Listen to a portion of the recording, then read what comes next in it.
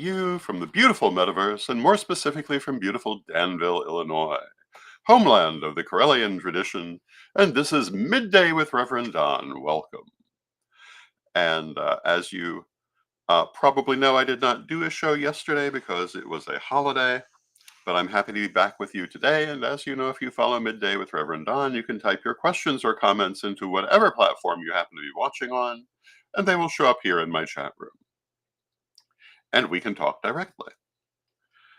I have just gotten back from the Corellian Regional Lustration in Buffalo, New York, and that was a wonderful weekend. If you follow my social media, you'll have seen lots of photos and videos. Hello to Mary Hawk in the chat room. It's good to see you, Mary.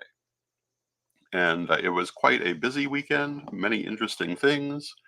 We'll be having a regional lustration here in the Danville area at the end of September. And I'll be bringing you photos and videos from that as well. Hello to two neurons in the chat room. It's good to see you. And yes, it was a lovely weekend. Hello to Janet Winston. It's good to see everyone. And the last 2 days of last week, I did best of vlogs because I was in transit. And I hope that you enjoyed those. But of course, I missed getting to talk to you. And I do enjoy this time that we spend together each day, and I hope that you do too. And today, my stated subject is persistence.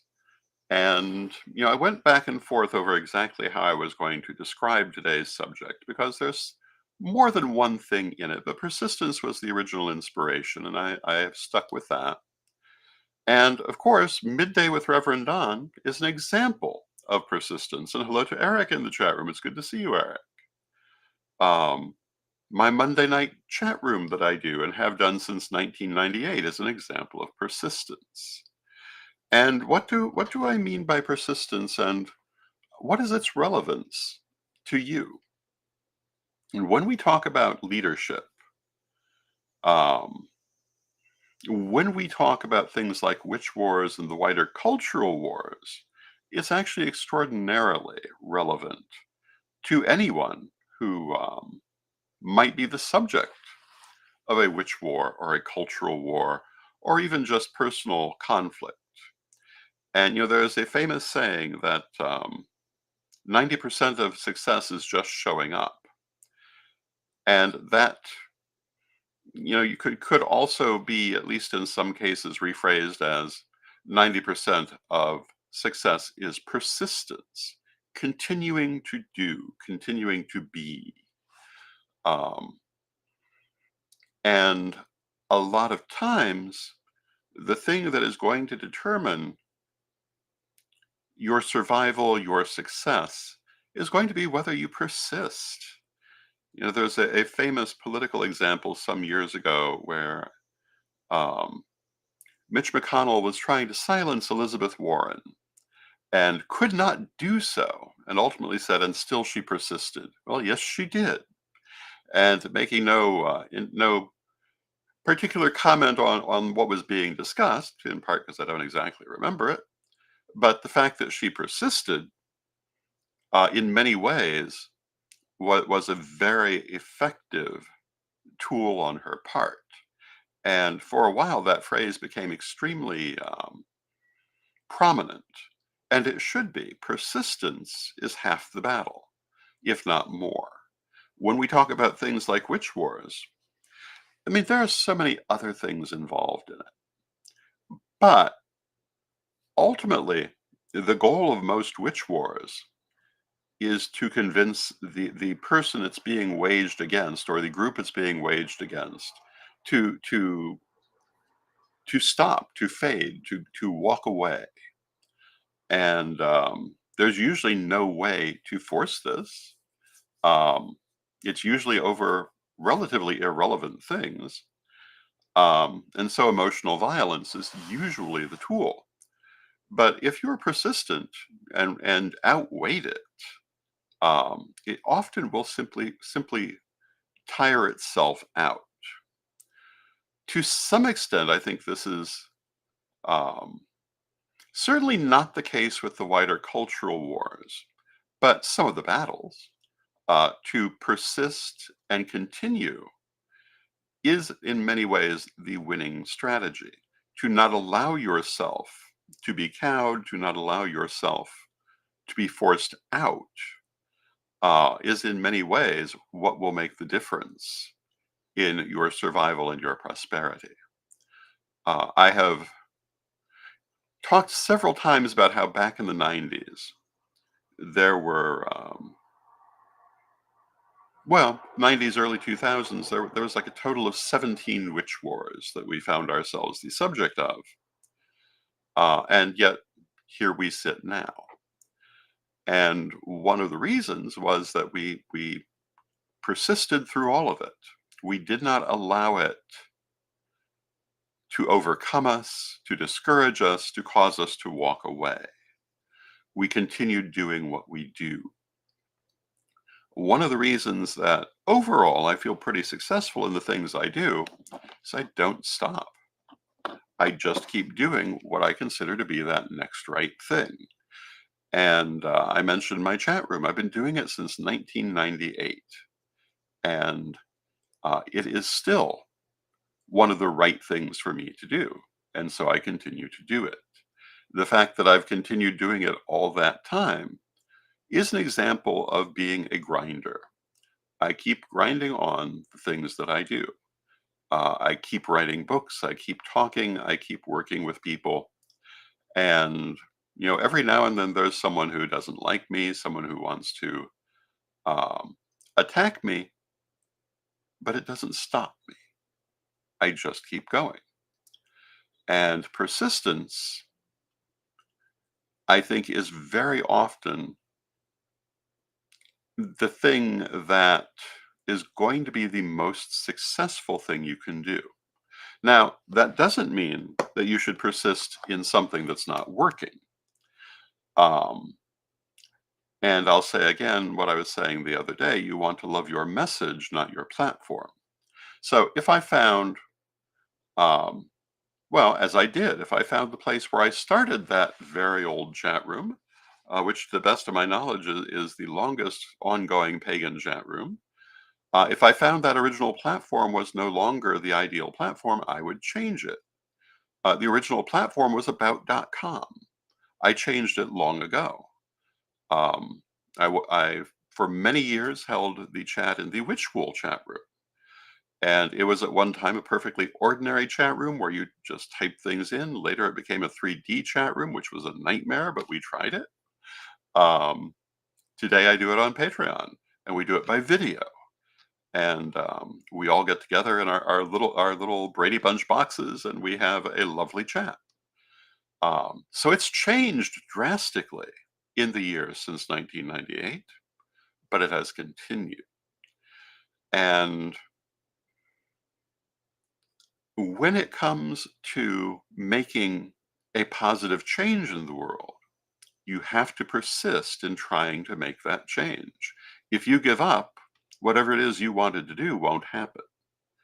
And many times I've come to that position, including to some extent today, because I looked at this and said, I could just put up another best of today. I've been busy all weekend. Got home at 3 o'clock this morning. It would be nice to rest today. But I looked at it and said, no, I should do midday as I normally do. I would love to talk to people. And, they've already had several best ofs. It's time to have a new one. Um, but, it takes a certain amount of effort, and you have to be willing to do that. And Mary says, lol, Brady Bunch boxes. Yes. Um, I've actually heard that format described as Brady Bunch boxes. Um, and it's kind of just, I mean, for at least for a person of my generation, it fits very well. But again, in the decision, do I do a live show today or do I do a best of? Um, I thought the most productive thing was to come on and to talk. And plus, I had inspiration for what I wanted to say. Um, And it was the very fact of considering, am I going to do this, that was the inspiration. Um, Continuing, persisting, doing that next thing is what you must be prepared to do above and beyond all the other things I talk about in terms of leadership. The willingness to continue to serve the world and your community, even when it's not always easy, is the number one thing. I will tell you that during those many witch wars, there were times when um, part of me would have loved to have walked away and said, screw all this. But it was not the right thing to do for the things that mattered in my life, the things I wanted to see happen. It was something that had to be dealt with.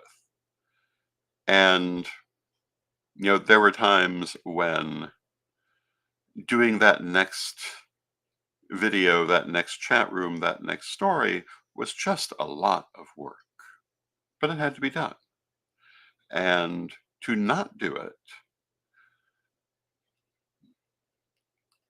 risk all those things I want to see happen in the world.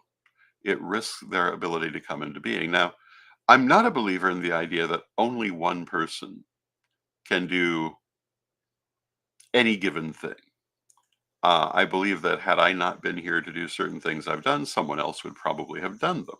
However, I do know that sometimes only um, only one person can do a certain thing a certain way, and um, I still feel that I need to keep my voice active and out in the world. Now, Eric says another great word for leaders is consistency, which is part of what I'm talking about. Yes, you want to continue working, you want to continue to do what you do, you want to be consistent, and you want to be relevant. And we spoke about relevance in a different program.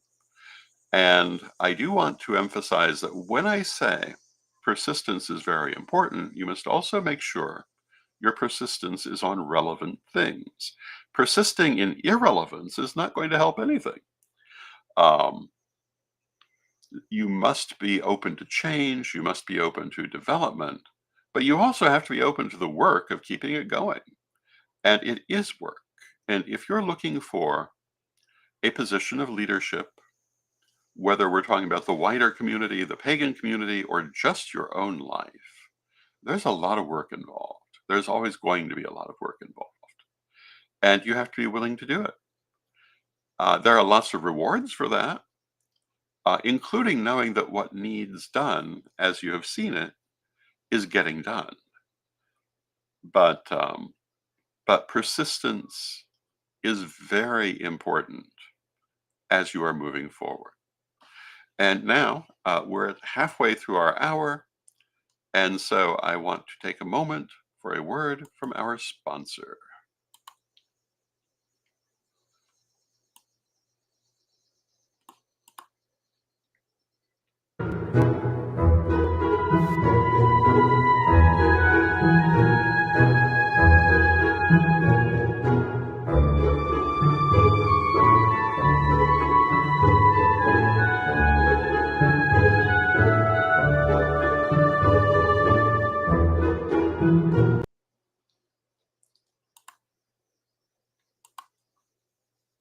And I'm back.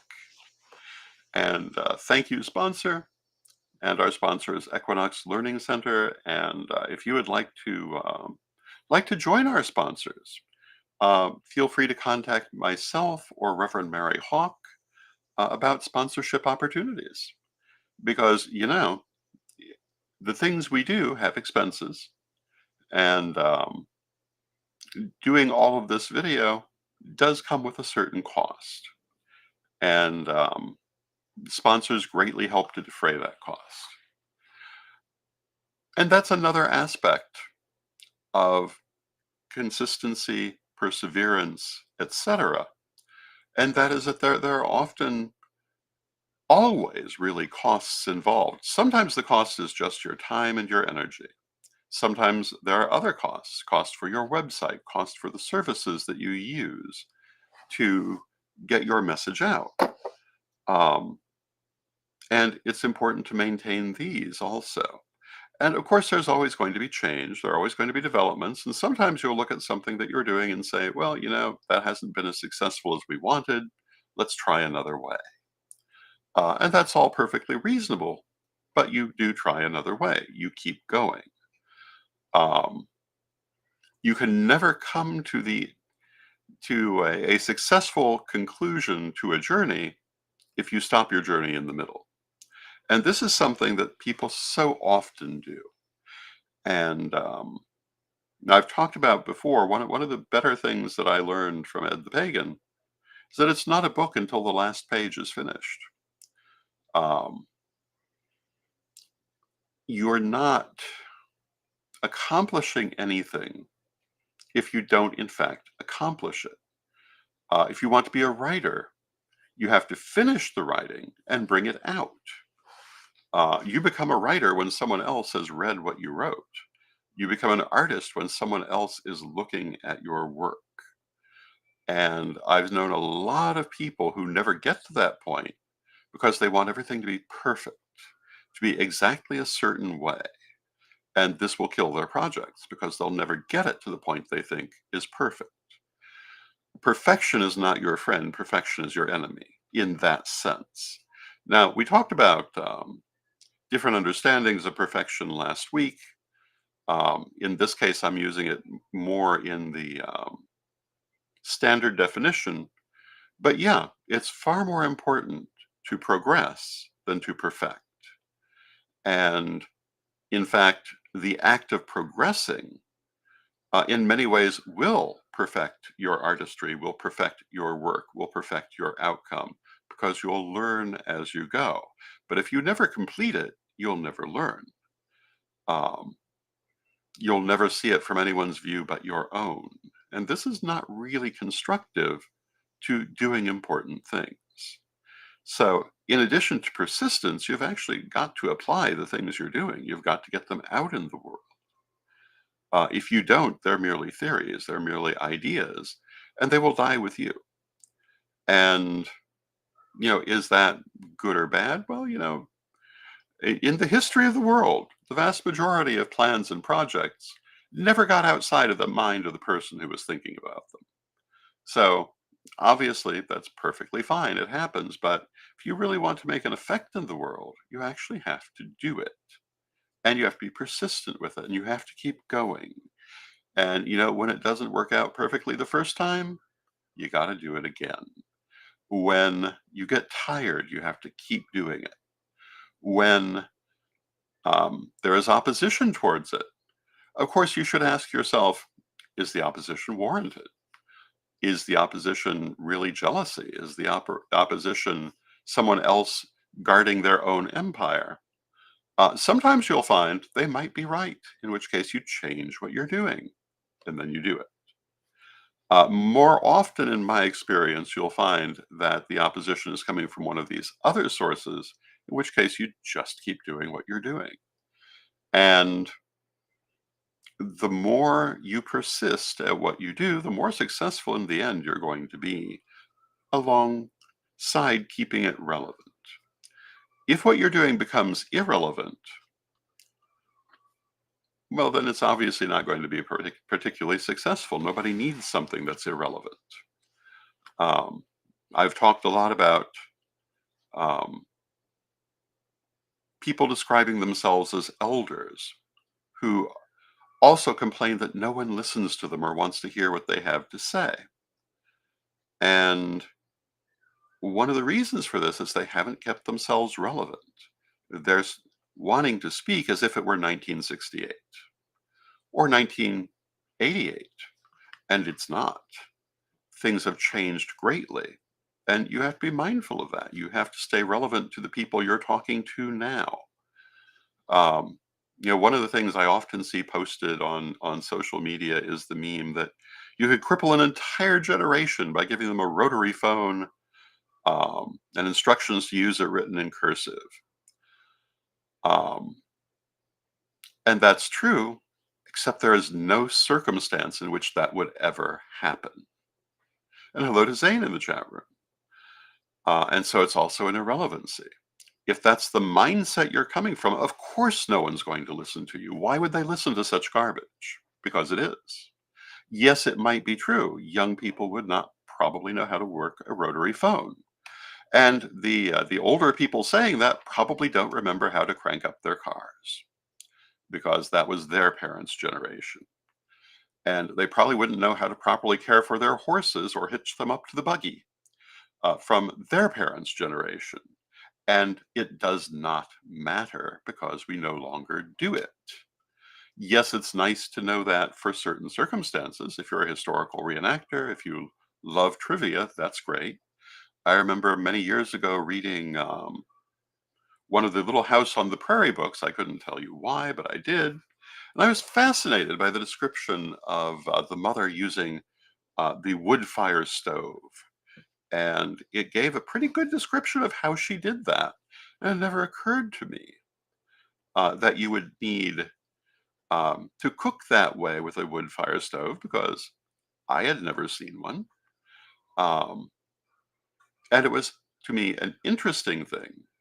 But is it relevant? Well, if I were a camper, maybe. People certainly do cook still over open fires, but it's not quite the same as a wood fire stove, but there's some similarity.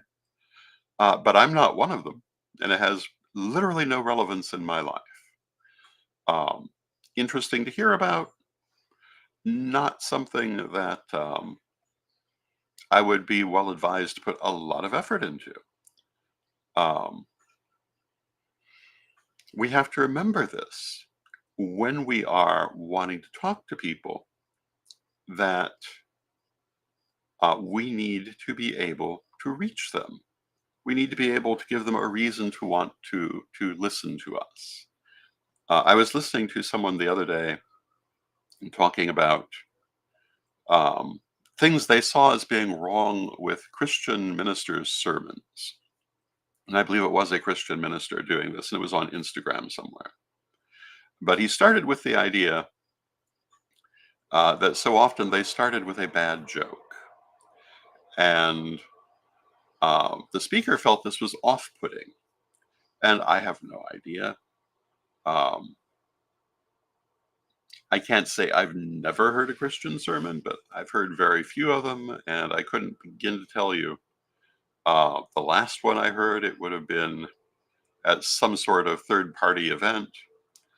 Um, but I can see how it would be off putting if it was done badly. And you need to look at how you communicate. Are you communicating well? Are you doing well in reaching your audience? And, I asked myself this question, and the answer is, well, yes, sort of. I look at the names that show up in my chat room, and I feel like I'm doing a relatively good job because I see the same names come back day after day, and I see new names come in on a regular basis. Um, but, I would also say I could be doing a better job, and hopefully I will. Um, Now, Zane asks, are you eager to see new futuristic technology? Possibly we won't need to cook anymore. Robots and AI will take care of it. And the answer is, well, yes, I am actually. I love my microwave, and I do every now and then cook on a stove, but not very often. And I enjoy that futuristic technology. I can think of futuristic technologies that are more recent that I've enjoyed, like air fryers. And yes, I think these are good things. I am eager to see them across the board. And one of the things that I thought that I would mention during this program is that on the subject of persistence, I intend to continue speaking on video throughout my lifetime and up until the time of my death. I also plan to continue speaking on video after my death. And that is very much an active plan of mine. And there are, of course, a couple of different ways for that to happen. One is the videos I've done are still going to be there as long as people take care of them and keep them accessible. And so you can consult, if you're interested, what I had to say about any given subject, as long as those videos remain viable.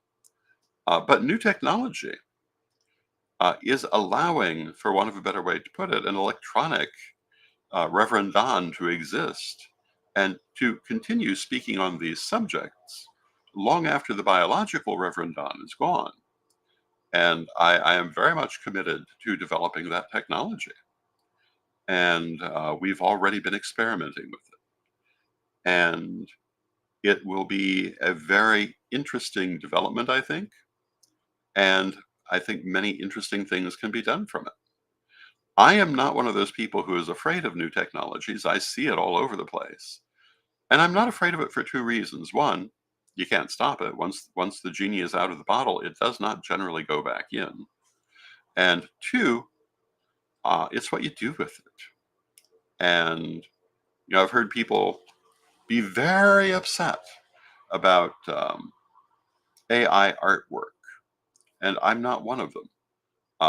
I think I've remarked that one of the things that I find very encouraging about AI artwork is now the little imperfections in my artwork are no longer imperfections. They're the demonstration. It was done by hand. Um, the time the color went outside of the line, the time the line does not connect, the time that this or that is wrong, shows it was done by a human hand, because AI generally isn't going to do that. Um, and it has kind of changed how I look at that. But I'm not going to be afraid of it because I know I can't stop it. I have to find out, how do I live with it? How do I use this? How do I benefit from it? Because there is no not having it. And I see people saying, "Don't sign this petition." Petitions are worthless for the most part, particularly here. Nothing you do is going to stop AI. So instead, I think you should be looking at how it can be beneficial to you, not focus only on how you think it will be negative for you. And I have seen often the meme that says, we've kind of gone the wrong direction. I wanted robotics and AI uh, to do my housework and my dishes so that I could do my artwork, and instead the AI is doing the artwork, and I'm still doing the housework and the dishes.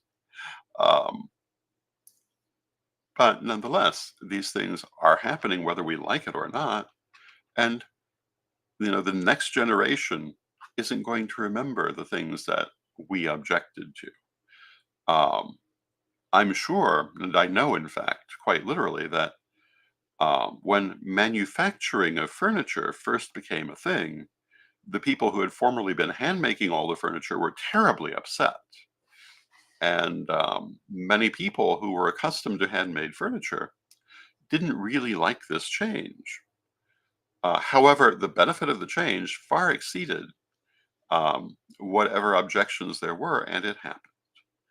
Um, if you look at the development of automobiles, or public transit, or anything in modern transportation, the people who were accustomed to the older form of transportations did not necessarily like it when it came out, until they saw how much easier it made things.